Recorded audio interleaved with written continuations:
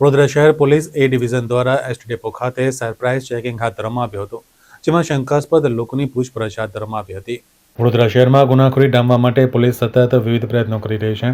તે 2 દિવસ અગાઉ સયાજીગંજ પોલીસે એસટી ડેપો ખાતેથી એક ચેઇન સ્નેચરને પકડી પાડ્યો હતો અને એસટી ડેપોમાંથી અનેકવાર વિદેશી દારૂ સાથે ઘણા આરોપીઓની અટકાયત પણ કરવામાં આવી છે।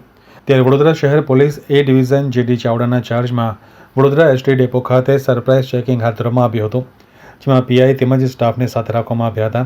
સાથે જે લોકો પર શંકા જતી હતી તેમની પૂછપરછ પણ કરવામાં આવી રહી છે। અહીંયા અવારનવાર સરપ્રાઇઝ ચેકિંગ પોલીસ દ્વારા થતું જ રહે છે। આ વડોદરા શહેરનો મુખ્ય એસટી ડેપો છે। વડોદરા શહેરમાં જુદા જુદા જિલ્લાઓમાંથી જે એસટી બસો આવે છે અને અહીંથી મુસાફરોને ઉતારીને તેમજ મુસાફરોને લઈને બહાર જતી હોય છે। અહીંયા લોકલ સિક્યુરિટીની સાથે પોલીસે સતત ચેકિંગ રાખતા હોઈએ છીએ। આજે પણ એનો એક ભાગ જ છે। મુસાફરોને કોઈ અગવડ ના પડે એમની આપ જોઈ શકો છો, અહીંયા બસમાંથી બેસી અને બહાર જવાની આ એન્ટ્રી છે, તો કોઈ અસામાજિક તત્વ કોઈ ચોરી કરીને કે કોઈ છળકપટથી કોઈ મિલકત લઈને જતું નથી કે કેમ, એ મતલબે અમે રૂટીન ચેકઅપ કરીએ છીએ।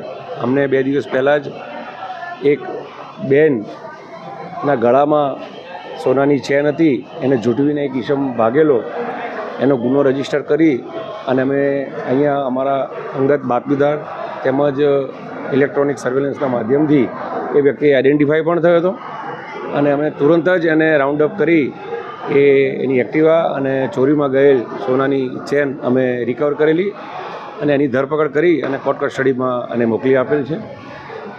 ઇવન નાના મોટા મોબાઈલ્સ પણ અહીંયાથી પડી જતા હોય છે કે કોઈ ચોરી કરતા હોય છે, એવી પણ ઇન્ફોર્મેશન અમને અવારનવાર મળતી હોય છે। હમણે જ આવા પડી ગયેલા નંબર ઓફ મોબાઈલ્સ લોકોને પરત સોંપેલા છે।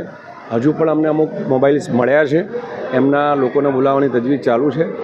લોકો સલામતીની અનુભૂતિ થાય અને પોલીસ સતત આવીને લોકોને અહેસાસ કરાવે કે પોલીસ તમારા કલ્યાણકારી, સંતોષ અને સલામતી માટે છે। એના ભાગરૂપે જ અમે આ સતત પેટ્રોલિંગ રાખી અને ચેકિંગ હાથ ધરીએ છીએ।